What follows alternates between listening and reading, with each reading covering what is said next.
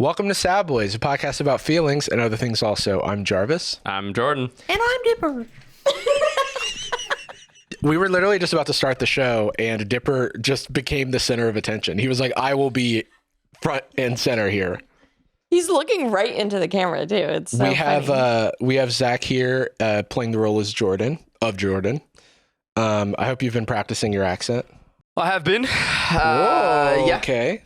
Yeah, I'm actually, it's been really hard for me to get Jordan's green card revoked. It was a lot of work. Yeah. But I'm, you put in the work, you put in the dedication, you believe you can make things happen. 10,000 hours, Malcolm Gladwell. Malcolm Gladwell, I worked really hard and I sent his ass back home. 10,000 hours is a lot of fucking time. Yeah. Like, I don't think you need that much. I don't think you need that much. Because no, I was able to get Jordan deported in 2,000 hours. Deported. This is so funny. He is such a funny little baby. Dipper was doing a thing before we started recording where he kind of snuggled his body behind me. Yeah, he just like walked behind you, back. And he was like, "You figure it out. I'm and comfortable." I loved it, and I'm hoping I get it back. 10,000 hours is 4.5 years of full-time work. Yeah. Okay, well maybe it just sounds good on paper. It does, because we also looked up like how many waking hours are there in like a year, and it's way fewer than you would expect. And yeah, so Malcolm Gladwell is on some bullshit, and I'm calling him out. I don't know. There's no reason that I think that's already been debunked, by the way, the 10,000 hour. I think most of the pop psychology stuff. It's a nice idea. It's a nice idea. Do a thing a lot, you'll get better at it. Exactly. It's like that joke, how do you get to Carnegie Hall? Practice, practice, practice. Oh, that's it's like funny. an old Jewish dad joke. That's fun.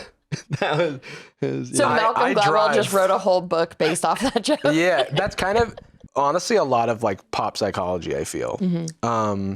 Though he seems like I don't know anything about that man. Malcolm Gladwell. I was going to say he seems like a nice guy, but then I was like, maybe I he's don't not. know that. We don't know. Look, you dunk on it all you want, but I think it's a reminder that people need because everyone's afraid to try new things. That's what I do. They're afraid. There's someone needs like, if you're going to be a guy, you got to try. You know what I'm saying? There's a fundamental fear of failure because we don't like looking bad as a people. Mm-hmm. True. But you're not good at anything the first. Even when you play a new video game, you don't understand how Link jumps up and does his little cool sword move. Yeah, it's very true. You have to be bad at things to get better. And so I think any of the stuff we're talking about, whether it's Malcolm Gladwell or any self-help book you want, it's just reminding you it's okay to be bad. In fact, that's a beautiful thing to be bad. That's the place where growth happens. Zach, what are you bad at? Everything I do, I'm bad at. I have a decade of being bad at stuff online. I've made a career out of it. Is there anything that you were bad at that you really wanted to improve and then you did? You were like, I'm gonna get good at this. No, weirdly, like most of the things that I've tried, I never do again. And well, because of your job, probably. Yeah. And so, but like, you're like, if I'm doing something a second time, that's not content. Yeah, I've already tried that. But even that act of doing something new, like it pushes you just like 1 degree out of your comfort zone, and I think in a way that I think is really good for you as a person. Yeah. I loved pottery when we did it, and I had a moment of like, oh, I'll be a discount Seth Rogen. I'll smoke less weed and make worse pottery. Right. And thank you, Dipper. Thank you. He did not like that idea. Should we move on? Maybe we'll just move on. I won't tell the story. Do not speak ill of Seth. Maybe we'll just move on. Maybe I don't need to tell the story. It's like you think you're Seth. Come on. But you make pottery? No. Oh. I got a pottery wheel when the shutdown happened at the beginning of COVID. The pottery place we worked at was like, hey, come pick up a wheel for a month. And that's cool. So I got the wheel. It was amazing to like really meditative. I was having a lot of anxiety attacks during that time, and just like working with my hands, and I couldn't do anything else. I couldn't scroll. Like my hands were filthy with clay. It was like doing anything with my hands I found very therapeutic, but I realized that I never learned how to take stuff off the wheel. So, because like you have to kind of take a wire and you do it and you move right. it. So I destroyed everything I made. Oh. And it became this really beautiful ephemeral thing where I have nothing to show from it. I like that. Yeah. That is very beautiful. There's that story of the like 100 clay pots or whatever. I think I got it from John Green somewhere. It was like a pottery teacher or something had one half of his class like focus the entire session. He has never done this before. He's being all-time adorable. He wasn't even doing this before we started recording. Literally. Like half of the class makes like one pot and spends the entire term of the class like perfecting that one pot, and the other class makes 100. Half the class makes 100 pots, and the people who made 100 pots were made better pots because they did the process over and over and over again. How pissed would you be if you were a part of your professor's science experiment to prove that your method was worse? I don't even know if it's based on a true story, but it definitely sounds like something that makes sense. I mean, I believe it wholeheartedly. It's being a creative person. It's like about your at-bats, not about making one thing perfectly. Right. Zach, I want to learn more about you as a person. If you're going to be my co-host, if you're going to be my Jordan. Yeah. What I need more tattoos. Is your fucking deal? No, things I want to know about you. Okay. You invited me over to interrogate me. The roast, yeah. Well, okay. So in 2019, you tweeted this. And what was that about? So you grew up in New York, ? Yeah. Suburbs. New York. When did you move away from home? I went to college in Boston at Emerson. Yeah, so I was there for 4 years. Did you know Daniel Perea, a guy who went to my high school? Maybe. I don't even know our age difference. I was born 1990. Class of 08. 92. Okay. We could have overlapped. Okay. What did I do? Yeah, I went to college. I moved back to New York for a month after graduating. Hung out in Brooklyn. My mom saw me getting too comfortable and said, "I'm buying you a one-way ticket." You said your dream was to go to LA. Prove it, bitch. Wow. And what a good mom. That's a good mom. Bought me a one-way ticket. They had sold our childhood house, so like I did not have a bedroom. Right. And that was very intentional on her part. I was like sleeping in her pull-out couch on the office, in her home office. And I moved to LA and I've been here ever since. Wow. Okay. So you studied film. Yeah. So I'm a real disappointment to myself.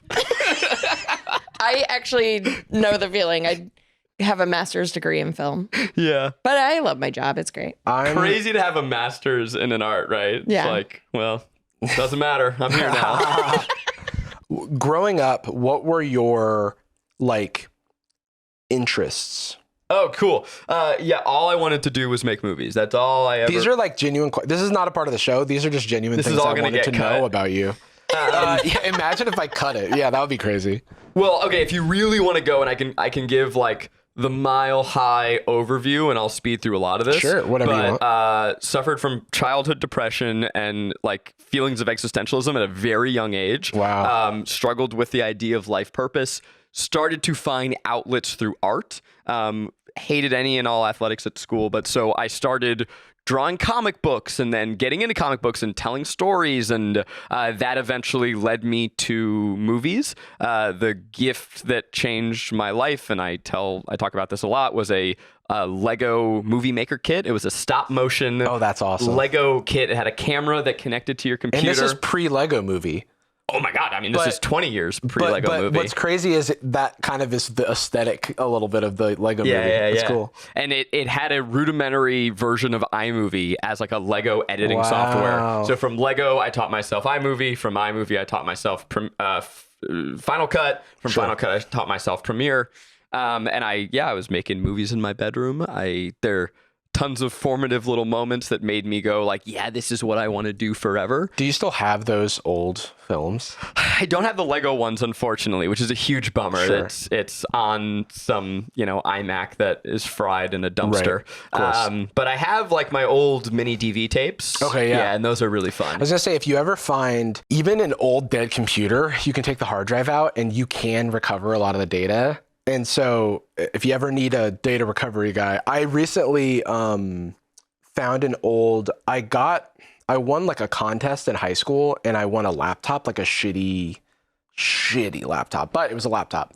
And it died at some point when I was in college, but I still had the husk of it. And I took the hard drive out of it recently and was able to recover a bunch of old high school files and assignments and things. It was very interesting just to very intimate what's happening right now. What is he doing? Just licking my whole thigh. Oh my gosh, buddy. Just if you want him to stop, me. let me know. I can. I don't want to be mean. This extra special content. Is this a Patreon exclusive now? This is, getting a little... Should we put this behind a paywall? Yeah. Well, I know that you obviously are a big media consumer. Big media consumer. And I knew when I met you, you were working in tech. True. But you aspired to YouTube. And so did you aspire previously to do any other sort of you know, art, whether it's filmmaking or... I always considered myself a creative kid before anything technical. Growing up, you'd mentioned on patreon.com/sadboyzpod, where you had written a screenplay as a child. Yeah, I wrote a full feature-length screenplay as a middle schooler. And if it's ever unearthed, it'll be the end of me. This is when I'm like 8 or 9. I would write scenarios for like LARPs, basically, where we'd go out and play. You go out and play with your friends, except for I wrote the characters and they were all in the Dragon Ball Z universe. Sick. And so then we would like act those things out, and we had our own little like kind of essentially role playing. When you say you were doing characters within the Dragon Ball Z universe, does that mean you were playing like you're Goku, you're Vegeta, you're Piccolo, or characters. You were you're there's an a original character named like Trace, like OC. I remember there was a character named Trace that was like related to Trunks in some capacity. And my this is one of my original. neighbors, You're adding on to the canon. And I remember I printed them on construction paper because printer paper I couldn't like steal from school, but construction paper somehow I was able to get that. And so it was very funny just to like print these scripts on like thick like red and blue like paper. And I also used to draw a lot of like draw like Dragon Ball is a big one just because it was like I thought the characters looked cool, and so I wanted to draw them. And I had a family friend who was really good at drawing, and so I wanted to like get good like him. And I just found a binder of my old Dragon Ball Z drawings, which was very exciting. It's specifically the way they draw like the overlapping muscles. Oh yeah. And as a kid, you just kind of like think. I have so much of I used to like would love drawing various characters from shows that I liked, and eventually got into Flash animation. Like literally you like programming it. Adobe Flash, not the programming part, which is funny. Like yeah, so I had a technology class in 6th and 7th grade. This is a hard couch to sit on, just for the record. Oh yeah, it's to keep you on your toes. Where are you going? Well, Dipper's not making it go any back easier. to your knee. We're chilling here. In my technology class, we would learn at the time Macromedia Flash. Did that have the little turtle? I don't recall a turtle. There was one with a turtle that I programmed. Well, this wasn't. I didn't do really any. There was some programming, like in terms of like selecting items from a menu, or things like that, or when you clicked on a button, making it go to the next scene or something. And there was a guy in my class, Tyler, who knew the action script, which is a subset of JavaScript, that I would just copy and paste what he told me to do, which is funny because I had an opportunity there and then to like learn how to program, and I just didn't do it. And but I would get really into like designing websites and making little goofy like comedic Flash animations and stuff. And that was like where a lot of my, like what I wanted, I think initially I wanted to be some sort of animator or something. Eventually I got really into computers from that because I designed like our school website and things like that when I was in middle school. Eventually was like, well, I don't like any of my main subjects in school, so I'm gonna try to learn about like computer science is something we didn't have a class for. So I remember going to like my IB History of the Americas class with like Java programming language documentation printed out and trying to read it while we were learning about like the Zapatistas. And eventually, me and my friend Russell, we would like do little creative projects together. So we like learned to screen print, and we like filmed that High School Musical dance video, and like so like I would do all these like little creative things here and there. I like loved to sing and dance. When I was really young, me and my neighborhood kids would like sing and dance to like NSYNC songs and like learn the choreography and stuff. Did you ever do Darren's Dance Grooves? That sounds so familiar. Did that just hit you? I haven't heard those words in so long. That sounds so familiar. Darren, I don't know who Darren's last name, but he was the choreographer behind everything we loved in the 90s. So it was the Bye Bye Bye dance, the like Baby One More Time. Yeah. And he sold a tape, and right? on MTV, he sold a DVD called Darren's Dance Grooves, and it was like teaching you how to do it. And I tried it. And here we go! Look at him! Like you saw this commercial all the time, and you're like, "Well, I gotta get Darren's Dance Grooves. I'm gonna do it like him." Oh my god, this is so crazy! Can we find his last name? It was only $19.99. Darren Henson. There's a different guy who choreographed. Look, it's got everybody. Lance Bass, that Order Online. Well, I tried this. It was the hard. Like it was step 1, step, and I'm like, got it. Step 2, bah, bah, bah, bah, Yeah. and I was like, yeah, no, I'm not. What we share, I think, is that before anything else I wanted to do, I wanted to be a rock star. I wanted to be on stage, a performer in some way. I wanted to be, and still to this point, if I had a lick of musical talent, I would leave this all behind. I would abandon it all for the gift of voice, or to be able to tickle them ivories. If I could play trumpet, just fucking anything. I did do a lot of like singing and stuff when I was young, like in private. Like I was in like online like communities, and I would Skype call with people, and I would like sing them Jonas Brothers songs and stuff. That's awesome. It's like it's crazy. Oh no. That's so adorable. You literally made Zach flip out. So cute. That's so cute. It was You're true. Such it was, a dork. I had so many like. God, you're adorable. I know, dude. I had so many like. You would sing to them on Skype. Literally, like little concerts. Like they would request songs, and I would like sing them. It was Okay, well, give us crazy. a taste. I don't even. Give us your remember. 3,000. Come on, Jarvis. I'm slipping into the lava, Burn it up, burn it trying to keep from going under. Yeah. Fuck, that was good. That was better than them singing it. What's funny is that Shout out to the boys. shout out to the boys. Shout out to the brothers. One of the people, and it was the people that I was singing to were co-moderators on a Pokemon fan site. Is this a bit of previously unearthed I think Jarvis lore? I actually know this. We've talked about it, but like not all together. But yeah, so it's like when I was young, I also had like a podcast. Like when I was 14, I found out that I could use Skype to talk to my friends, and that for whatever reason, the way that my sound card was configured, if I hit record, it would record not only the input from the microphone, but the desktop recording from Skype. And so I was like, oh, Whoa. I had Audacity, and this is also in that technology class. I learned how to use Photoshop, and then at home I learned to use GIMP because it was free. And then eventually I would like The quiet. pirate. I Take eventually a I minute. pirated Photoshop CS2 and used that for everything. But I would play with Photoshop after school. Yeah. Which is the dorkiest thing I've ever. I used to like make posters for events and things like that. So this is a place where you and I converge that I find really interesting, because we're essentially the same age, but I never dreamed of any sort of digital media because it didn't exist. Whereas like when I hear about your past, and even when we first met, you're like, I want to be a YouTuber. Well- and I'm like, what's that even mean? Well, I don't know that I think I was like, I want to like make this grow, because I had started when we met. I had started to like grow an audience a little bit. I met but- you and Jordan at the same time. Yeah, and we actually hosted a 2018 internal Patreon conference with creators called PatreCon that we were introduced as the Sad Boys. At that event, like you and L Mills and Keith were the speakers at that event. Yeah. Yeah, and Elle wiped the floor with me. Oh, Elle's God, that was so good. talk was so great. So good. But where was I going with this? Oh, so you were the sad I was boys? pretty. Yeah, I know. It's like we had started the podcast at that point because it was just like, let's do a little creative project outside of our like work.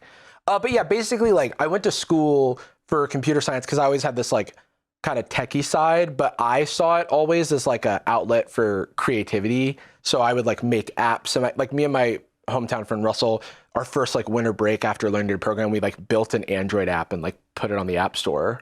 It was like a unit converter, something super simple, but it was like cool to like ship, because we didn't learn how to make Android apps at school. So it was like we like learned to ship something end to end and like learn to like kind of express, like make little products and tools and things like that.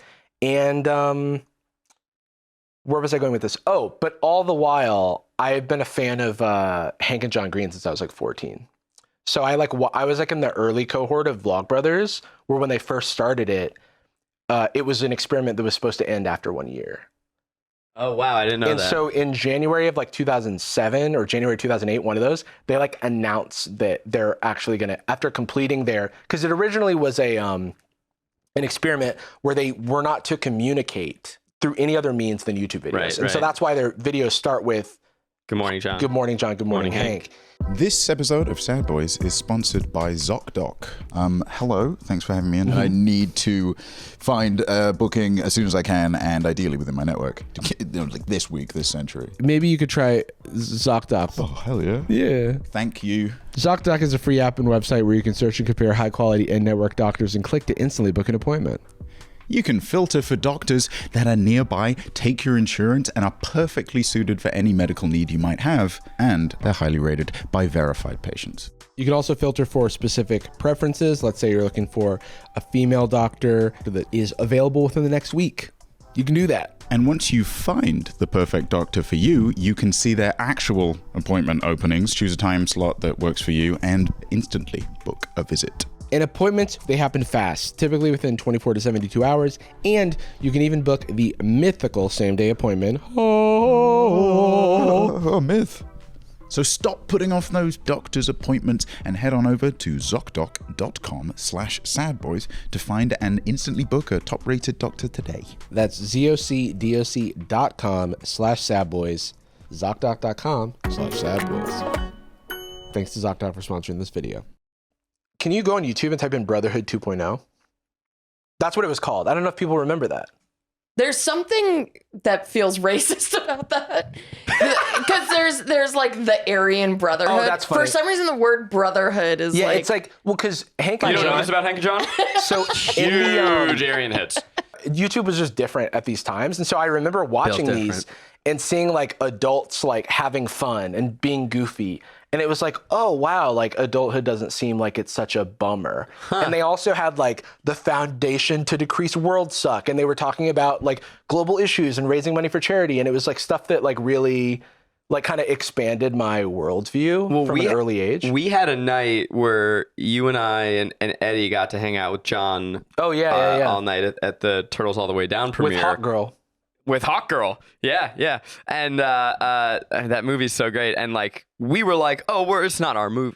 We're just guests here, so we're imposing. And John was like, please stay. And we're like, okay. Yeah. Well, that's the thing. It's like, But now he knew you from like he remembered you from being part of. Well, me. Obviously, he knows you as Jarvis now, but he also you were part of this community from. Yeah, I have a decade photo. ago. I actually am. This is gonna sound problematic. I'm Facebook friends with John Green because back before we had like social media followings, people would friend on Facebook until they max out their friends. So I am to this day still Facebook friends with John Green. So funny. Because I tried to friend him as a child.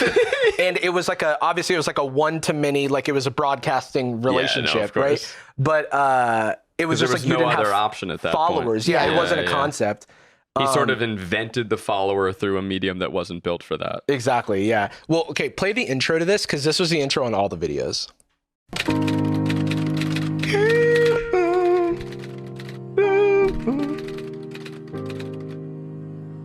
Do.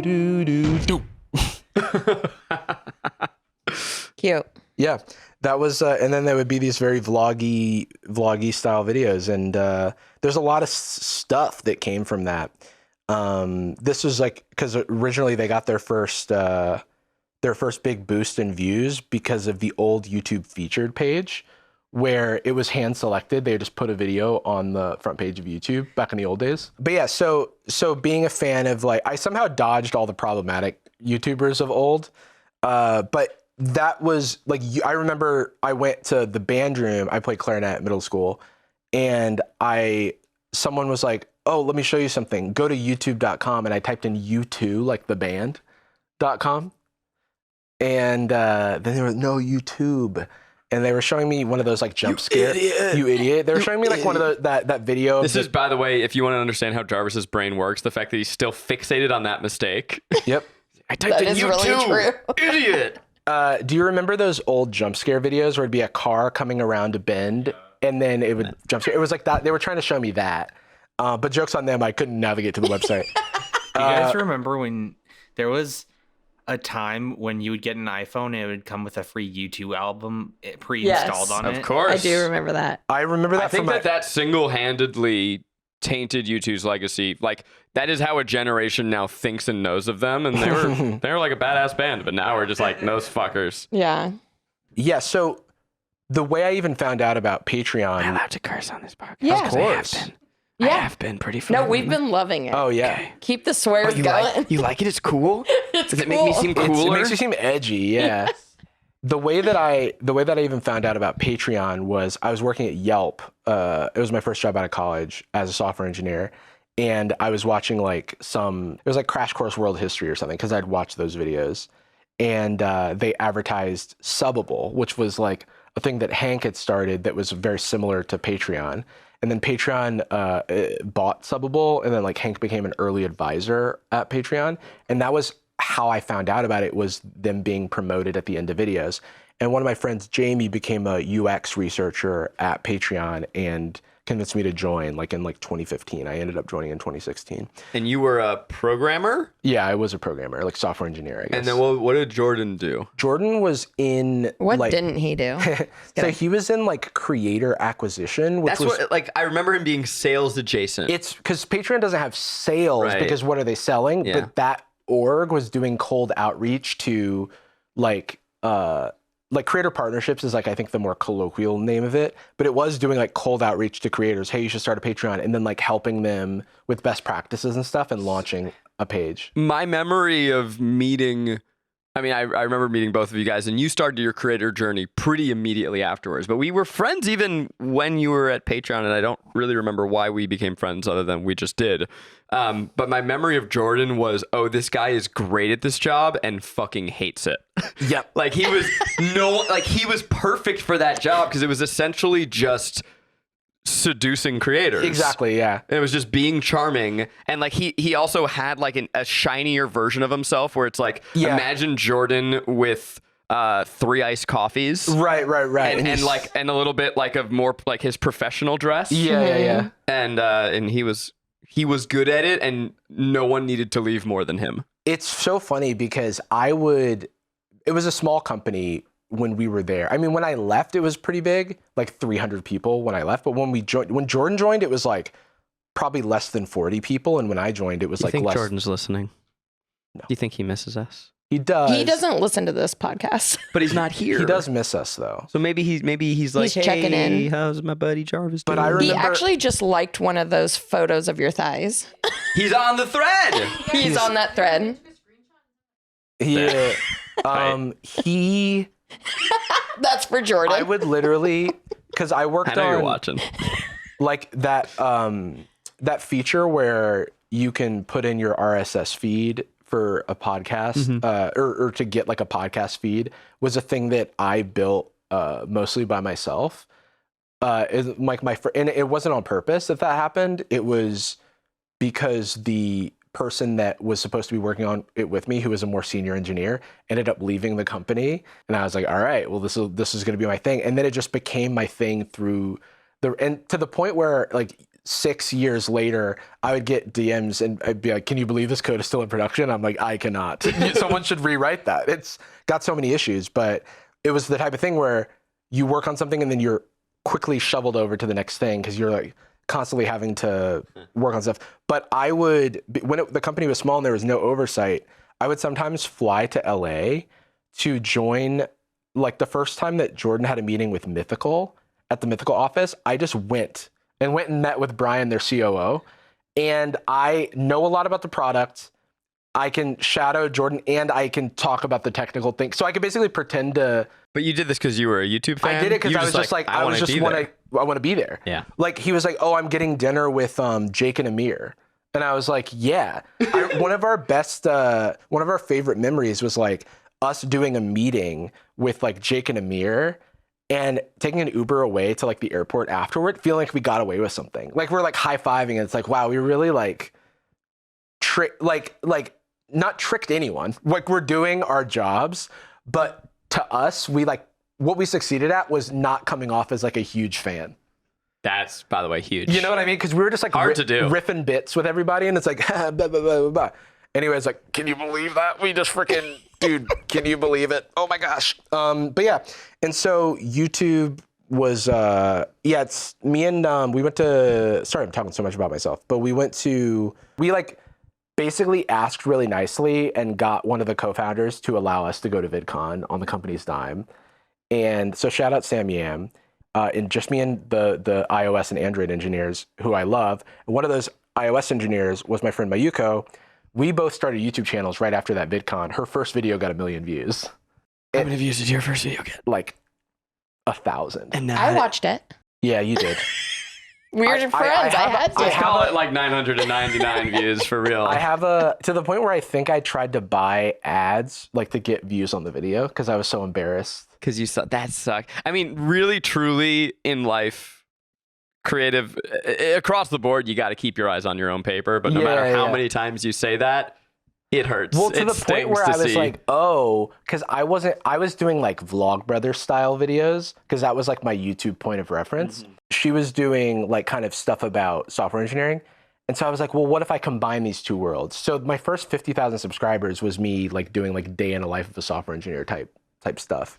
Yeah, and you had some people who were like, when you started shifting your content, they're like, go back to the software engineering. For a long time. And now people have no idea that was even a thing, which is like crazy to me because it used to be such a big point of contention where it was like all the comments or things I get on social media would be like, will you make a technical thing? Like I made a video where it was like, I ordered a pizza with code and it was kind of a how to program thing because I wanted to reach a larger audience and not be super inside baseball, but also show cool things you could do with programming. Now you can do this with ChatGPT, who cares? But yeah, I remember that video and just like me trying to reach out. Then I like started watching Drew Gooden's videos. This is still 2017. So he had just made like a 5,000 subscriber special, but his videos had popped off. So he had like 100,000 subscribers when he put out his 5,000 subscriber special. Crazy. But that's how I became friends with Drew because he was like super supportive of me even when I was just like a guy who was like trying to get off the ground on YouTube. Like I remember he like sent me a congrats when I hit 100,000 subscribers for the first time. I have a question for both of you. Is there like a pie in the sky, like huge dream that you would still want to achieve? Like, would you want to make a movie or like Jarvis, is there anything else that you're like if I could go Super Saiyan, like I think that would maybe be like the biggest have to go to that one planet with more gravity. Before I die, I need my hair to shoot yellow in a moment of dramatic importance. It happened in a dream once for me, and it was maybe the sickest shit in the world. Yeah. How about you though? No, 100%. You want to like make a movie or something, or 100%. You want to like I would become a superhero? I would like to do both. I'd prefer to make a movie about me going Super Saiyan. Ooh, it's a documentary. No, it's like so. Where I'm at right now in my life is actually a place of feeling very content with the creative output that I have, which is different because I hadn't felt that way for a long time, and specifically what we've built with Second Try, whether your audience knows about that or not, like we've got our own little indie streaming service, and it's giving us the ability to kind of take some creative swings. And I would still like to make a movie and a feature-length film, but that's very much like because the process of it is very attractive and it's just a different type of storytelling. I got to make a short film that was really awesome. It's a bunch of magical realism trying to show what chronic pain feels like. And that like really scratched an itch, and it both simultaneously showed me like, oh yeah, I can do this. And it also showed me I don't have to do this in a weird way. I came at the end of that going like, well, maybe I can create my little online world in a way where I can be creatively fulfilled. A little bit of Sad Boys lore. The lowest that I've ever, I don't want to say the lowest I've ever been creatively because I've been there a couple times. I've gotten into that borderline depressive state of feeling like I'm wasting my creative potential, or I use this phrase a lot, I think incorrectly, but I say that the tail's wagging the dog, meaning that like I'm being led by the wrong things. Like I'm letting the pursuit of views or success or the success of my company dictate what I make creatively, as opposed to like that little thing in that little beating drum inside you that propels you creatively. And so the lowest I ever was actually inspired making that short film, and it was at a time where I was considering leaving the internet, leaving Try Guys altogether because of where Try Guys was. It felt like the brand was sort of drifting away, like it was calcifying into a thing that just I didn't feel a connection to. And I did a Sad Boys episode that never aired. Yeah. And it was the most like emotionally raw and vulnerable I've maybe ever been. My memory of it is we Zoom interviewed. It was during our like everything was remote era. Jordan couldn't come back into the country. And it was like it was a very weird time. I was very depressed and I just never put it out because I was so sad. And Jordan was super depressed. We were all three depressed, but we were finally, it was the premise of the podcast realized and it was too real for you. But we were like, I was in my home office, lights off, the glow of the Zoom illuminating me. I remember that. Basically just being like, yeah, I'm ready to kind of just burn it all down. It exists. We did put it out. It's in the vault. For our like second tier of patrons. Yeah. Wow, this is a good ad for that. I guess so. This is like the $15 tier where you get the lost episodes. I don't. Wow, we all look like babies for different reasons. Yeah. I don't. My memory of it is not what it is. Can you jump to like a middle part of this? I'm very curious. Of course, yeah. Yeah, I have very limited, for people who don't know, it's limited collagen in my bones and joints, and that often manifests as just a We're talking about lack chronic pain? of support. Jordan's talking about basically. EDS. It doesn't affect your muscle tissue, it affects it makes you too flexible and means that you aren't really supporting your joints, especially if you're not working out enough. When I was in LA, I was working out. When quarantine started, I fully stopped. I've done fuck all. And as a result, the pain is far more significant, as is like a bunch of new symptoms that I never really knew about. Do you have coping mechanisms? Do you want to refresh the chat and such on what your background is? Your background. I do, but before I talk about myself, I have just questions about you, if that's a all little right. personal. What a great Oh man! All right, let's pause before Zach says anything. Well, Zach, I Just want because Jordan's not here doesn't mean we can't hear him. Yeah, it's. I want to give you, and we will get to Nara Smith baby names, which I'm excited about. One thing I want to give you your flowers about is that. Can you give me 2 flowers? Don't press your luck. No, when we met, I was always so. Look, you're my favorite Try Guy. Don't tell Keith.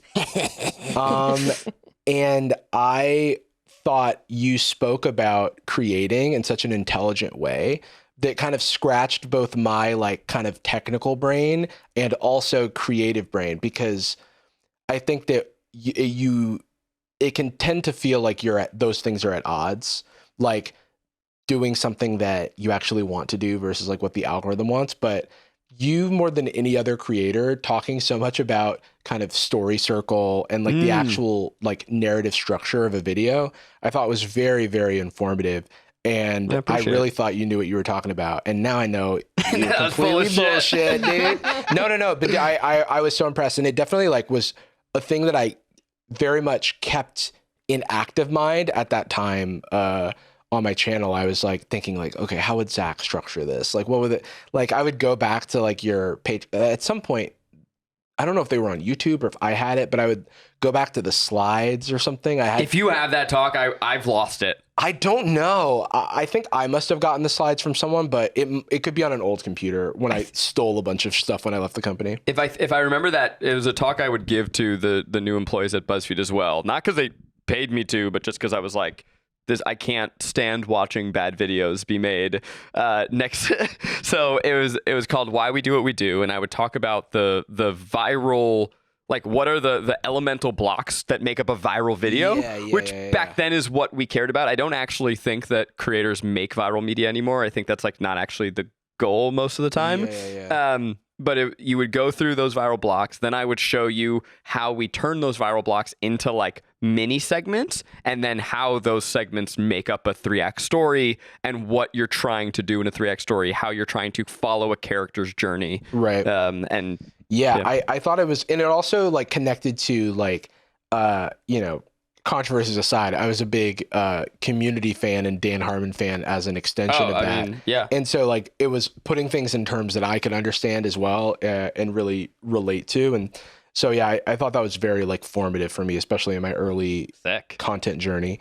But what's Benson Boone and these crumble cookies talking about? I've been staring at it as well, and it's hard to really talk about anything, let alone myself, when I know that Benson Boone's crumble cookies are out there. Every time I get a TikTok about this, I close the app. What is? I do that sometimes. Like stuff will come, like across my feed, and I go no, and I just close the app. Even videos of people making fun of the trend that this is, it makes me mad. I'm like, it's hate annoying. that? I can't. Are you about to leave? I'm about to Don't leave. I quit. I'm like, I can't do it. Why does it look like Benson Booned on my cookie? Awful. That's just the song. Oh Jesus. Oh, This is his cookie. So this is the apparently it's called Moonbeam Ice Cream because that's the name of a song he does. Yep. Let's see. I said that yup as if I knew, but I was the You little were yes-anding me. I appreciate Yeah. the support. I was sort of just yesing you. Yeah, it's called the Moonbeam Ice Cream. So the it's little, like like- a chocolate cookie, but I hear it has lemon in it, which Ew. seems weird, well, right? there's nothing wrong with lemon. It's not my favorite thing to put into cookies. But with a chocolate cookie? That sounds Are good. we gonna hold Benson accountable for the cookie flavor? Yes. This- You think this man had Yes. anything to do? We're all too smart Yeah. to believe that Benson had anything to do other than being like his management was like, Benson, okay, we're putting you on tour. Your album sales are doing really well, and we have a new crumble cookie your backflip going. quotas met. I was gonna say the Benson Boone jizz or whatever. It looks like the visualization of a backflip. Like This is if you were to jizz while doing a backflip. This is yeah. I am not a fan of Crumble. Have you guys had Crumble? I don't have an opinion. I think I've maybe had it once. I've had a few, and it's just too much every time. It's too I think it's decadent too for me. much. I'm a dairy-free boy as well, so it's like, oh, if I eat crumble, I'm going to. This is the end of my day. And I'm someone that like I order all my coffee extra sweet. I love a sugary little treat. That it's too much. Yeah, you're I essentially take, made of candy. I take one bite and I go, I'm done. I'm good. I'm curious about the room's opinion on Benson Boone, and if I'm even able to muster some defense for him, because hating on Benson Boone has become very hot. Oh Right. sure. It's so popular. It's very popular to hate him. Pitchfork eviscerated his newest album, and they keep posting about it, I think, because they know that Benson hate gets traffic. Hey, Right. we're doing it right now. That's why I have such an issue with Pitchfork. It all started when they gave Camp by Childish Gambino a 1.6 out of 10. That's a crazy score. It is an insane That's score. a crazy score. It is like a performative score, and Yeah. I have had a boon to pick ever since. I Cares. feel like he has like a pick me aura. Yeah. Like, and I don't like how he does some of his like I'm a cutesy little baby like posts that he does sometimes, but whatever. I Well, mean, hey, let's not throw stones in a glass house. We're both cutesy little we're babies right both here. cutesy little babies. true. I mean, it's all marketing. It's all marketing. He had, Beautiful Things, which was an absolute phenomenon. Both, it's a TikTok slash crossover hit, right? And so clearly they were like, you need more. We got to strike while the iron's hot. Let's get you on a stadium tour. Yeah. You can't do a stadium tour unless you have an album. So he, I think, boasted that this album was written in 10 days or something like that. And so I kept seeing the reviews of this album, and I will say, so I was like, guys, we're hating on Benson Boone. We need to be better than that as a people. Sure. And then I listened to the album. Oh no. And it deserves every piece of hate that it gets. It's really bad. It's really bad. But his voice is good, and I think that he is a victim of a machine. Mm-hmm. Look, Benson's a victim of capitalism, just like the rest of us. Yes. And he gets like a lot of money about it too. So it's like, how much does he really need defending? Oh, when I was talking about the little cutesy baby stuff, it's actually when he will post about like the Taylor Swift fandom or something. No, that was what's his face. That was the other guy. Brendan Abernathy. What was it, Jacob? You've posted a couple times Benson Boone posts, and I go, ugh. I think But in general, I think he's fine. I just think that he should change his look. The Curtis Connor has been taken. You know, so I don't know if anyone out there is a Mighty Boosh fan, Yeah. but he reminds me of Old Greg. Huge. Can you look up Old Greg, please? Old Greg. Baelish Creamy. Is he? Who now people will know Noel Fielding from Great British Bake Off. Yes. That's Old Greg. Oh. He's a sea monster. He does look like Benson. Whoa! Also, fun fact: the director of The Mighty Boosh, who I think directed this, directed Paddington 2, the greatest movie ever made. The Mighty Boon. I think I'm correct on that. I think you're right. Farquaad. I can't remember his name. Lord I'm Farquaad. blanking I think my opinion on Benson Boone is that I don't really have an opinion of him. I think he's talented. But I don't like a lot of the stuff he's inspired. Like this Moonbeam ice cream meme that's going around, and then also like the stuff that like Brendan Aver. It feels very industry plant. Yeah. And when I compare like people who get industry plant allegations like Billie Eilish or something, I'm like, I just can't see them in the same like Right. And so I think there are people that have gone more viral and gotten more famous than him that are much worse than what he does. So it's, but I also, What's a Benson Boone to do? right. If you're a Benson Boone and you have a song that explodes, you have, I think, a fundamental responsibility to yourself to milk it for all you can, because you don't know how long this is going to last. No crumble intended. Milk it and put it on a cookie. Milk- is you what I'm have to- saying. That is true. It is such a fleeting, rare, unbelievable thing. This meteoric success that he has, you don't know how long it's going to last. Now, also, he's never done this before. He doesn't know how to navigate the music industry, which is full of predatory people who are trying to exploit you for all you're worth. I think he's a kid. This is an how old impossible is he? Is he situation. 24 or is he younger than When that? success knocks on your door, it's a weird thing, right? Because we talk about the desire for creative. 23. Yeah, he's 23 years young. old. You talk about that desire to be creatively pure, and to let your musicality lead you. But we all live in the same fucking country, man. We all live in the same world, and who knows how long this is gonna last? Like, you sort of just have to hitch a ride on the dragon. Yeah, it's a tricky balance because he could also ride this, make a bunch of money, and then like reinvent himself later and have made like generational wealth. But one backflip per show. That it's really interesting because I have two things that I think about here.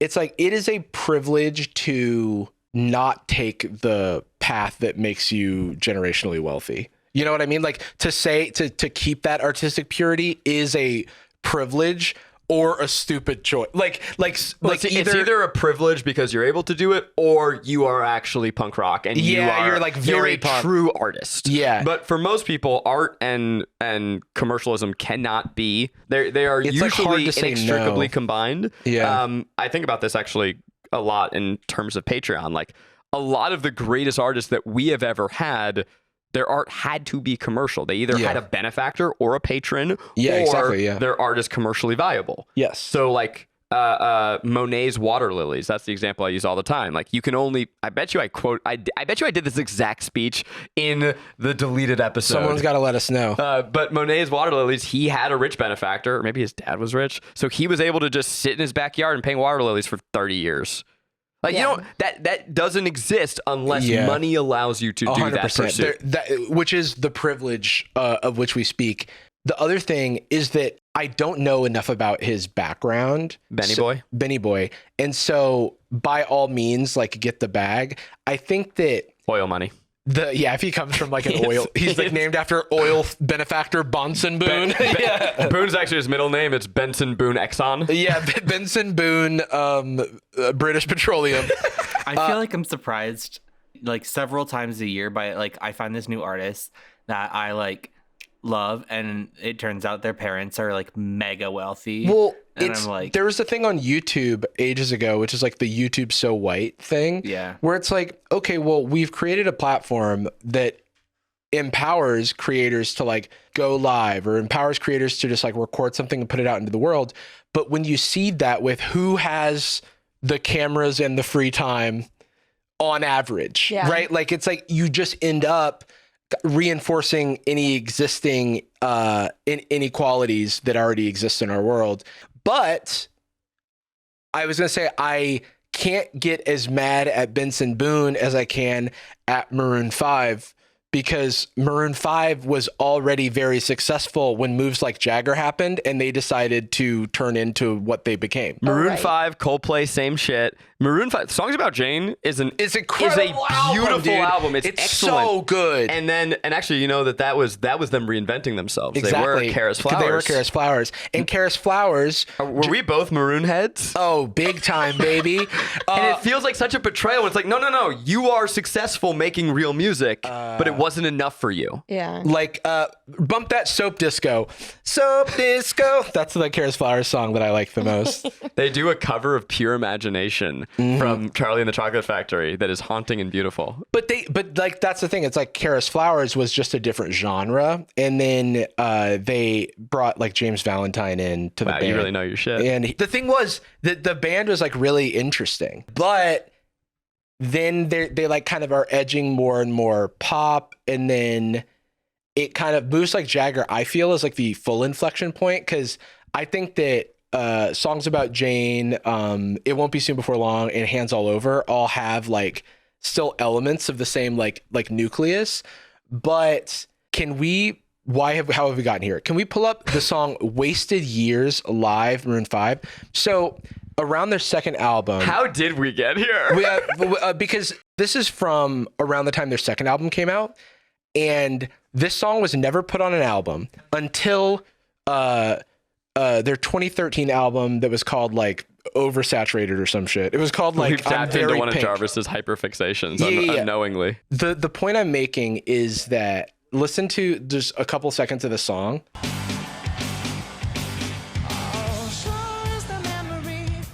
I can picture her standing right in front of me. Orange Blossoms crushed on concrete. Ooh, what an interesting visual. So what's crazy though, it was written around the time of their second album, and it was never recorded until 2013. They actually put the song to record. Now, type in Wasted Years again, Maroon 5, and just listen to the version of the song that is actually made an album. Oh, man. And it's 10 years later. Yeah, this one. Overexposed, yeah. Slow is the memory, and I can picture her standing right in front of me. I said that I'm behaving badly and kind of driving her crazy. No more Orange Blossoms on concrete. No more. I don't know if you, if the I don't know if this Josie and the Pussycats live action movie had the same impact on you as it did on me, but it feels like they put that song through the Alan Cumming machine, Yes. and it came out the other side. And speaking of the Alan Cumming machine, Benson Boone, Crumble Cookie. Yeah, this all comes back to the same thing. But anyway, it's like, so I can't get too mad at Benson Boone because he didn't already, like, Songs About Jane made them successful and wealthy. They could have continued like experimenting musically, but instead like decided to kind of cash out, which is also valid. It just means I don't connect to the art as much, you know? It's a wild thing psychologically when it's like, oh, you've made it, you are going to be financially set for the rest of your life, but it's not enough for you. Or you feel like it's not enough for you, and you keep and maybe it's like once they've had that taste of success, they want to keep going. They want to stay on top maybe they forever. already got burned because Karis Flowers had that one album, and then it flopped, and they got cut from their label, and they like weren't sure if they were going to make it in the music industry again. And so maybe when they finally feel like they have like a foothold, they want to keep that momentum going. It kind of reminds me in a different field, but Robert Pattinson got famous and rich doing Twilight. Mm-hmm. And then after that was like, I'm going to do the weirdest shit in the world because I can. Yeah, that to me is the dream. That's the goal. That is Daniel the dream, Radcliffe right? as well. And Daniel Radcliffe, great example. I feel like, you know, it is harder to do the opposite, to be a real artist doing like having standards and not accepting the Twilight roles, and then trying to sustain that financially because our world is a harsh capitalistic world that makes you suffer as an artist, like truly. And so it's easier to be pop up front and then, you know, figure out your art later on. Something we're potentially taking for granted here too is that as you become successful, you get accustomed to a certain like way of living, but also a certain way of creating. And I bet you Adam Levine no longer knows how to make a real album. Yeah. Or has the hunger to, which I can also. Hunger's a big part I of get it. it. It's like I don't expect that from him. What's crazy is that like when people just keep creating, like Bob Dylan just like never stopped making albums, and I'm not even a Bob Dylan fan, but I'm like, whoa, chill, brother. You know what I mean? Like, And like, no offense if you're a Bob Dylan fan, but a lot of it's shit. Like, it's get his really ass, bad. drag him. Like, it's Sorry, Bob. We know you're listening, but we got to call you out. Yeah, he's a big Sad Boys fan. Sorry, who were we just talking about before Bob Dylan? Robert Pattinson. Robert Pattinson, Daniel Radcliffe, Benson Boone. Room 5. Just getting accustomed and not having the hunger for it. Oh, like someone like Kendrick. It's like the fact that like Drake and Kendrick are two like diverging paths. Yeah. Right? Because like I don't feel that despite making certain like music that it has a more commercial appeal or appearing in features on songs, like it felt like Kendrick was playing the game, but there was a kind of core to his music that he never deviated from. Whereas Drake, it feels like he is directing himself. It feels like I'm looking at a risk map and Drake is trying to collect every possible like region he can. Yeah. Because it's like, why is he doing like Spanish, reggaeton? like, You know, yeah. like it's like, okay, because he like literally is like, okay, Wagwan Delilah. I don't. Yeah. He's like, I don't have this market captured, so I need to capture it. And it's why, like, if we're talking about like sales or whatever, nothing Kendrick does can harm him commercially because what sells was never his rap records, his hip hop records. And so no one cares about if you have 20 co-writers, if you're a pop star, you know what I mean? And so like, that's the whole thing is that like Drake is a pop star and Kendrick is a rapper. He's a hip hop artist. And so, yeah, it's really interesting because I was someone who like liked the early Drake stuff. And then I was just like, what, at a certain point, I'm like, what are we doing? Right. Like, cause I was like very, you know, I could connect to, especially when you like go back to his old mixtapes, even though he's kind of a Nepo baby, still there was some hunger and something there. And now it feels like it's like you can't stop a speeding train where he's just like, I guess now I'm doing a song in Spanish because I need to capture this new, like, is it my passion? My passion has now become making as much money as possible.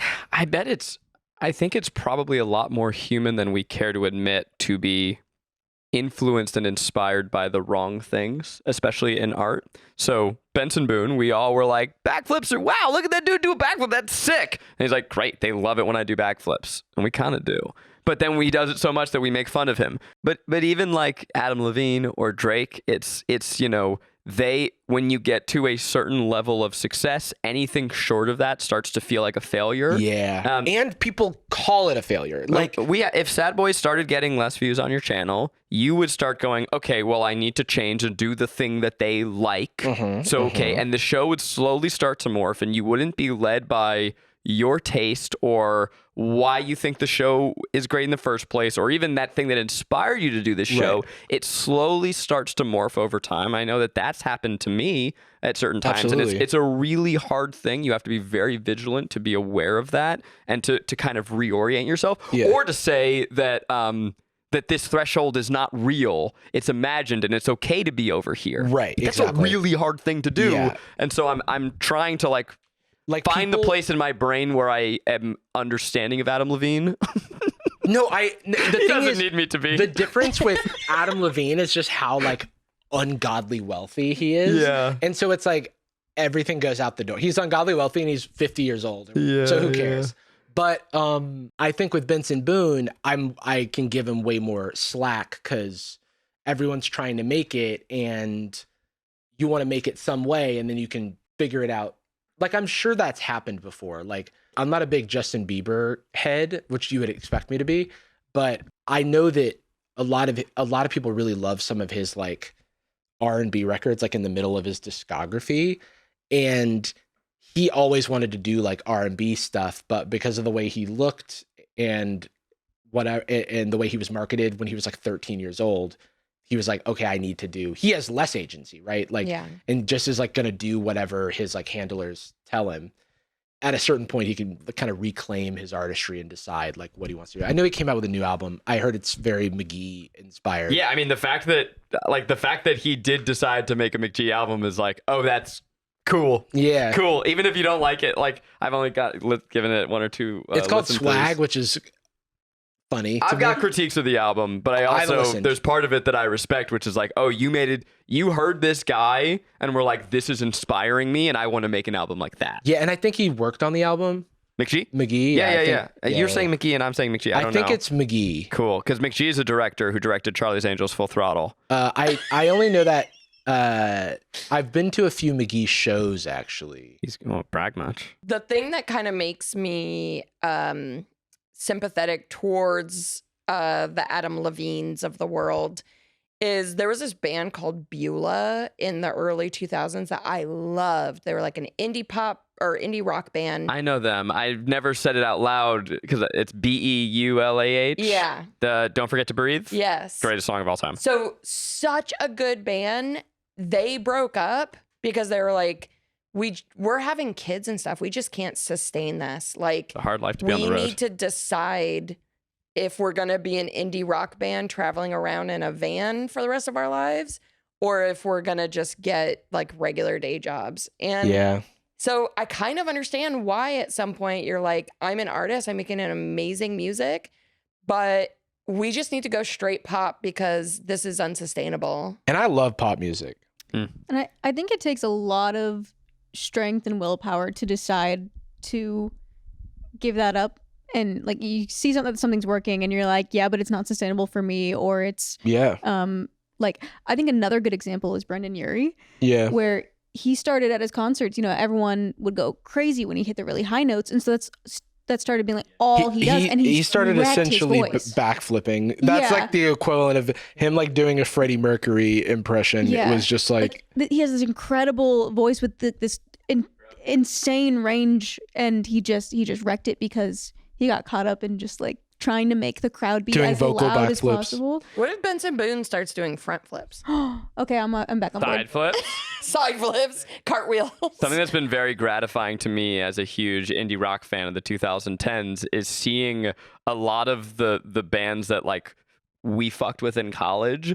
They now are producing all of the biggest pop albums. Yeah, So yeah, Dan Nigro from As Tall as Lions wrote all the Olivia Rodrigo songs with her and like Oh, made that wow. album. And it's like, we knew you won. So cute. It's very That's cool to cool. see. I was listening to all my old records, and I had Vices and Virtues on it, and I was like, oh, these songs, I still love these songs. Yeah, I but mean, it's just like I wish he had kept doing that I wish that area of his vocals. I want to live in the world where Ryan Ross never left the band, and they got weird. Yeah. But Ryan Ross is making music. I just haven't listened to it. You know who's really stayed true to themselves? Nara Smith.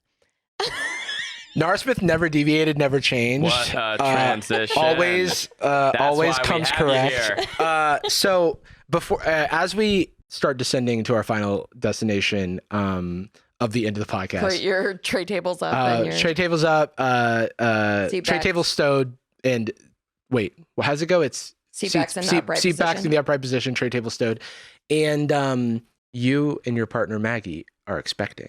Oh, we're very close. Baby's coming soon. Coming soon. We're like a month and movie change trailer, away. Which is like maybe, I don't know, this is going to be one of your last appearances before the event. Yeah. The happening. I'm here because I don't know how to say no. Right. But really, every moment is precious of preparing the nursery and everything. And we really do appreciate you being here. Oh, I love it. wanted I'm to so happy spend to be more here. time talking to you about being a new father, but we're going to have to jump into Nara Smith baby names because Yeah, we're gonna talk to you about your emotions through Nara Smith. And that's what great art does. It allows you to kind of project yourself onto it and understand your place in the world. What is this? Okay. Great question. Jacob. This has been on the big board for 3 hours since I first got here. It's been on the big board for weeks. It's been on the big board for weeks, but we were waiting for the perfect person. That's Miles's podcast. Yeah, we were waiting right. for the you. Well, yeah, Nara Smith, famous for trad wife aesthetic, making things from scratch with her action figure husband, and her Kindle husband, and she's had a second baby. She has two babies, and she's having a third.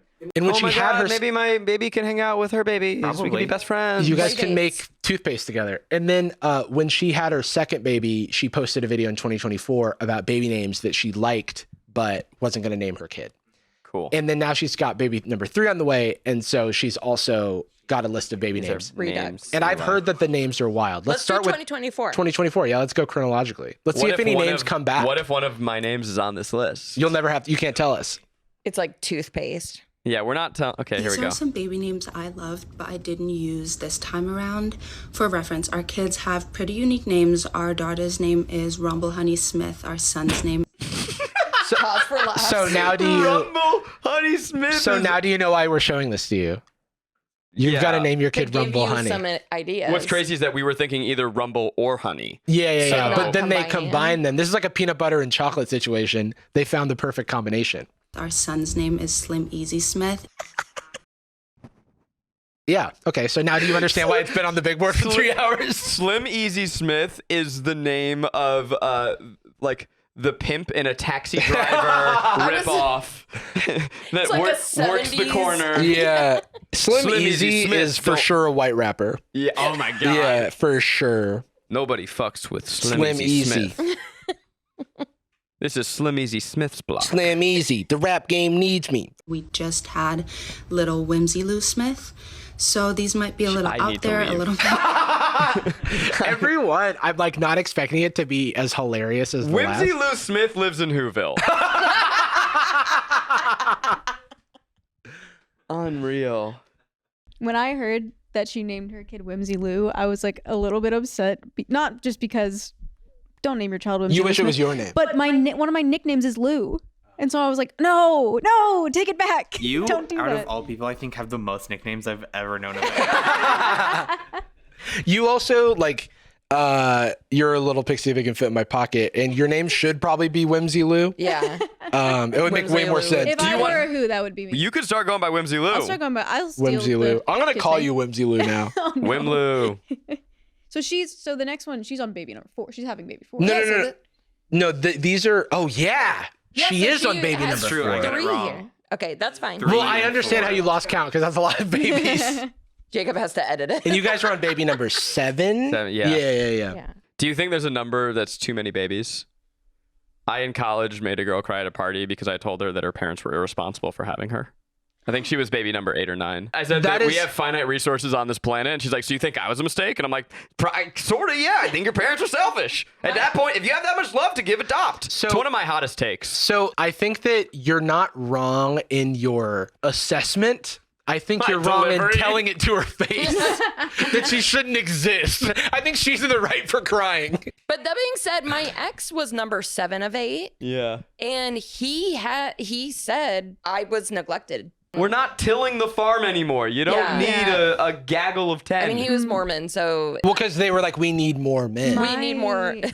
really good. Sorry, that's got to be But like he the was first kinda joke everyone raised makes by about his older Mormonism. siblings, and that's not fair to the older sibling or the younger Yeah. siblings because you're being raised by a child. I You just don't know what think they're doing. if you want kids at that point, just adopt. yeah. After 6 or 7, London, you're a 9th child. No, just kidding. I'm the last of 4. I'm cool with 4. And my parents wanted to stop at 3, and then And You were like, and then oopsies, oopsie. oopsies. My mom went in for knee surgery, and they were like, "We can't operate you because of your condition." They were like, "We're here to fix the condition." They were like, "Do you not know?"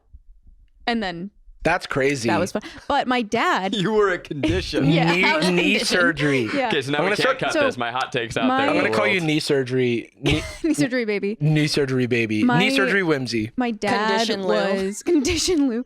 My dad was one of 11.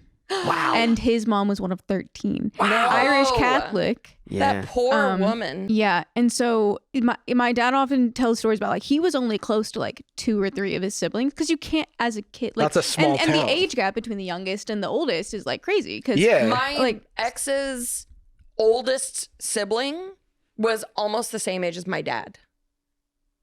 Whoa. that's Just think crazy. about that. That's crazy. At a certain point, I just feel like it's. And it's like Remember Remember my, the enough. Octomom?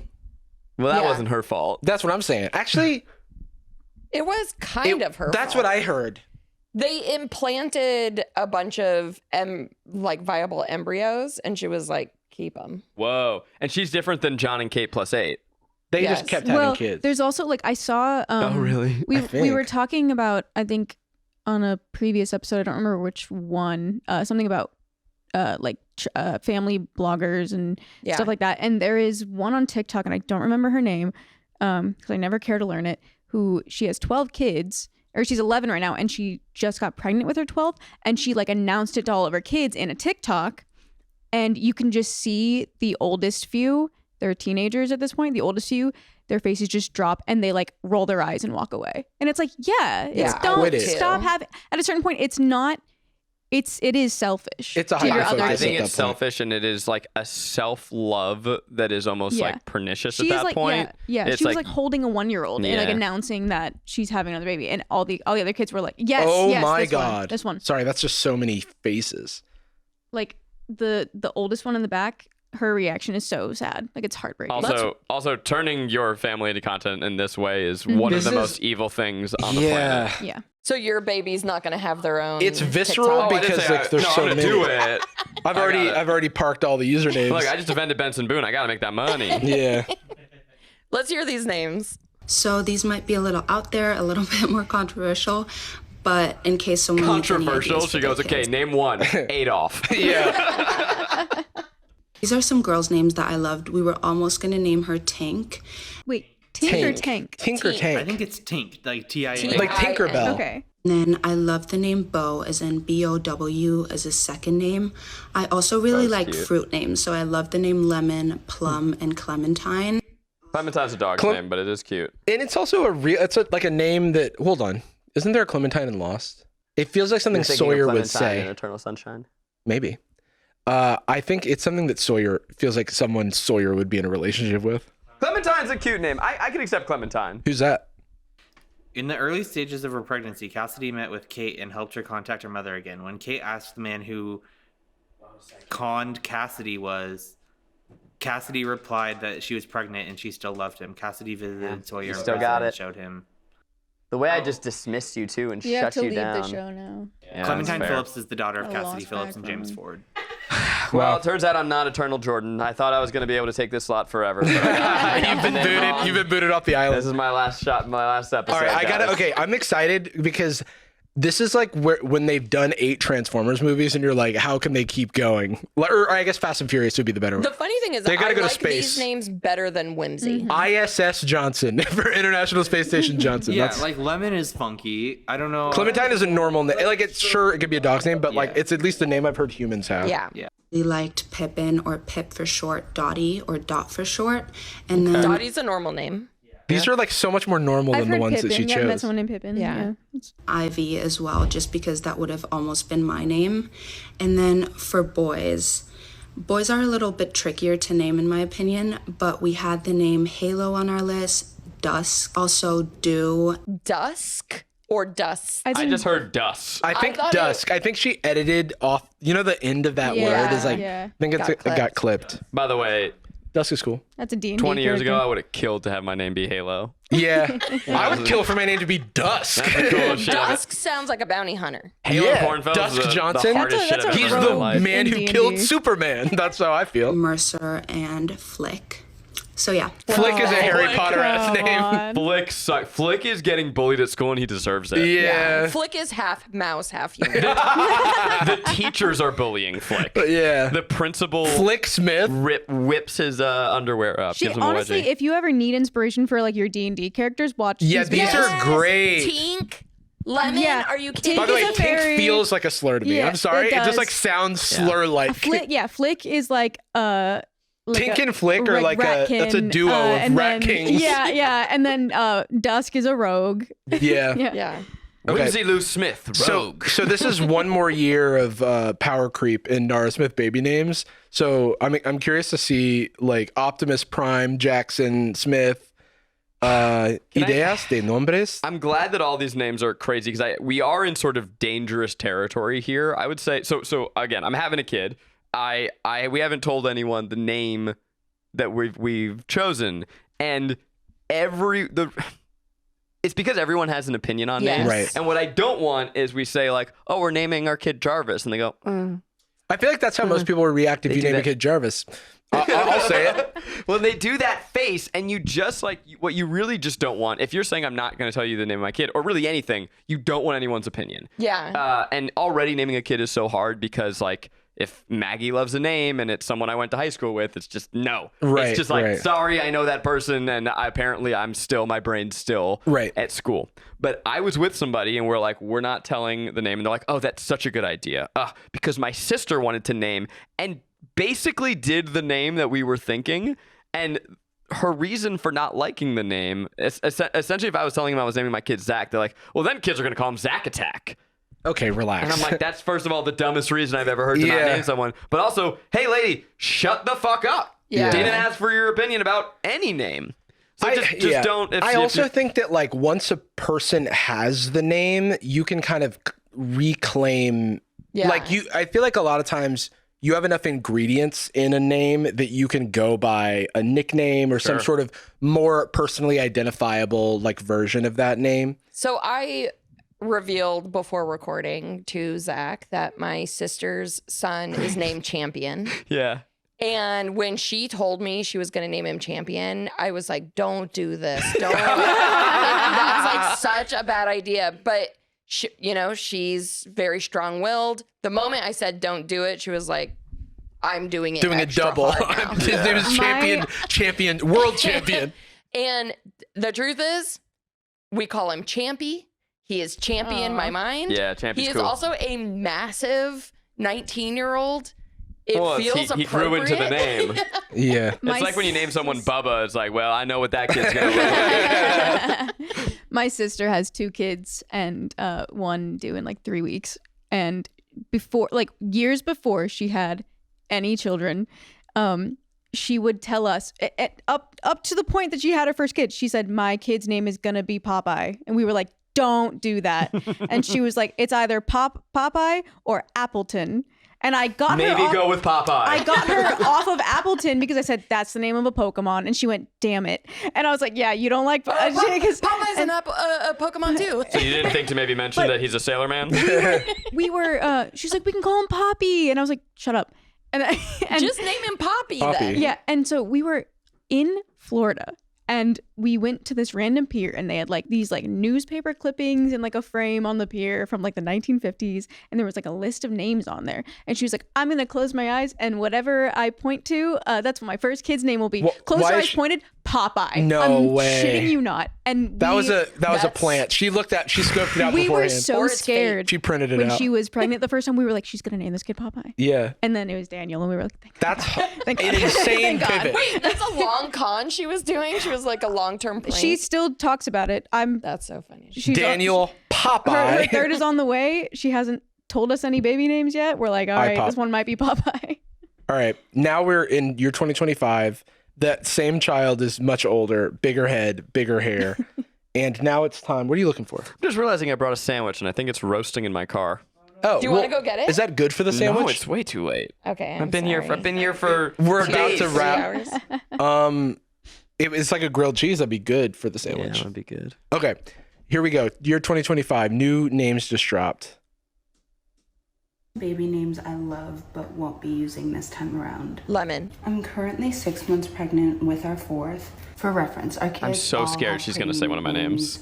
My oldest daughter, her name's Rumble Honey. Then we have my boy. Okay, I'm not scared. Sleazy.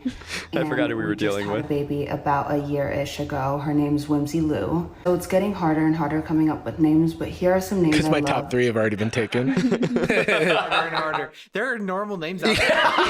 Yeah. Saying my boy Slim Easy. There's But so at this so many. point, if you're the youngest, you're the 4th child, and they call you Beth, like It's like that joke in it's Hamilton. like, oh, you guys gave up when Yeah. you had me. Like you didn't. You I'm- tried so That's hard yeah. with the first 3. Glorp, John, and Mark. me and I'm the youngest, and the 2 sisters above me, we all have like pretty unique names, and then the oldest is Lauren, and she's always like, "What the hell, guys?" Yeah. And I'm like, "Lauren's a good name. Lauren's good." Yeah, we need to reinvent her. It's like the artist problem where it's like, I was too mainstream with the first kid. I've got to go avant-garde. The first name is Moonbeam, and the second name Icecream. I think that's just so. Ice cream is okay. crazy. That's a lie. Look, That's a she's lie. doing memes. Nara Smith knows about Benson Boone memes. Oh, I didn't connect it. Wow. I went right over my head. It went This is- right over my head. She got me. It's funny how she's just like me, where she like tells a joke and then has to laugh at it herself. I'm just joking. I've seen Oh my god, she's so Wait, that's the thing relatable. is, like, she would name her kid Moonbeam. Yeah. She just like And Britney for real. Icecream.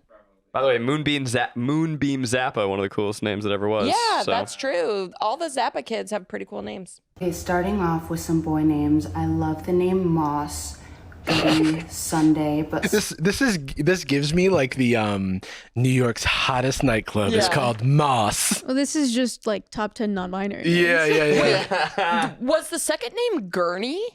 No I way, haven't go even back. heard her She say said it. she said Moss and Sunday. some boy names. I love the name Moss, Goody, Sunday. Goody. Because Gurney, while a cool name, it makes you think of hospitals. Yeah. Goody, I don't hate it as a nickname, but like, would your name be Goodson? Is that even a name? Yeah. Goodson. Gouda. That sounds like a Amish name. Yeah. I am Goodson. This is my Goodson. son, Goodson. Goodson. Good son, actually. He's a good son. But spelled like the actual Sunday, so Sundae. That is the most Wait. normal. She's like, I'm just kidding about ice cream. And then does Sunday. Yeah. Really good. Also, isn't that Danny Gonzalez's Dog's name? I'm Yeah. pretty sure it is. I remember all the pets' names. Yeah, that's crazy that you remember that. What's Danny's name? You're like, is it freaking Ice Cream? Ice Cream I mean, Gonzalez. all of your friends are named after Ice food. Cream Gonzalez, that All would of be your a good friends are named after friend. food. I do have a friend named Beef and a friend named Pickle. We But talk those about are- it every episode. We talk about it every episode at this point. Is that on the bingo board? No, I gotta put it on there though. But those are like internet handle names. That's their Chosen name. Yeah. Exactly. You can choose to be a pickle any day you want, Yeah. but your parents shouldn't choose you to be pickle. Yeah. Master Chief Vegeta Keanu Reeves from The Matrix. Choose Neo. but don't doom. Yes. And Silk. I also really like the name Dare for a boy. Dare. Like the Dare program. Double Dog Dare. Kind of cool, I guess. It is. Her names for boys are so like sound like superheroes that a child would make up. Dusk. If you want to be Dare. Dare, name your kid Darren, and Dare's the nickname. Yeah. And that's cool. So I like to think like, and my sister did think of this with Champion because she gave him a very normal middle name, Sean. Yeah, give him the option. So it's like if he Sean. becomes a businessman and wants a fancy businessman's name, he could go by Sean. Oh, he would have an awesome law firm. His Champion ads would be Law. the best. His billboards. Have you been in an accident? Call Champion today. This is what happened to Zach, and now it's happening to me. Yeah, if you want to see Zach in this position, go to Nightz. This is great for lumbar support. It's really good. I want to train Bowie to do this. Girl names. I feel like boy names are a little easier to come up with, but Didn't she say the said the opposite last yeah. year? maybe that's just me. Girl names. I love the name Twinkle, Velvet, Button is so cute to me. These are what I named my Webkins. I have 2 Webkins named Twinkle Toes. She's having Webkins for Twinkle and kids. Button. That definitely sounds like a ginger snap. Like Crazy. And for short, Twink Butt. Really good. Willowmere, which I don't know, it feels like a more classic name. I love the name Apple, won't be using because it's been used before. Love. oh, the so name that's the goal. Yeah, you can't have, and no one else can have this name. This has 4.5 million likes. Dude, she knows exactly what to do Yeah. on the internet. Yep. Berry, Berry. Another name that That's I love. been used before. Like these But names. not for a girl. Oh, okay. I'm sorry. I didn't. Barry's the boy's name. Okay, I didn't. That's true. Barry Benson. That Lucky does not like at all, so it didn't even make it into our list as Butter. Last but not least, Butter for a girl. Butter's tough. God, that's jokes on jokes. I love the name Merit and Shimmer. All of these. can kind of Shimmer, go- I actually kind of dig. Well, and Merritt is a normal girl's name. Yeah. I know someone named Merritt, but it's Merritt. Yeah. But it's crazy to say to like couple Merit and Shimmer together Yeah. as if they're It is funny at some point she's just gonna be like, I also like Beth and and and Gummy Bear. Yes. Yeah. Gummy Bear Smith. Jennifer and Bathtub, I think, are both really beautiful. Yeah. I really like fruit names. So Calquat, Calquat Watermelon Honeydew. Christmas Smith. melon. Christmas Melon Smith. For my fifth the daughter, name we were. Honey is cute, I think. Yeah, sure. But doing Rumble Honey, like it's the way she combines some of them could be good on their own, but then she does the combination and she has to say the first and middle Rumble name Honey every is like time. the answer to like how did they create immersion in the first generation of 3D video games? Rumble Honey. And if we were going to have another girl, we're between the names Rachel and Chessboard. But Chessboard might have been taken before, so we're also Yeah. thinking Japanese Go board, all one word. Trisha Paytas did a video parodying this one, and the names she came up with were pretty funny.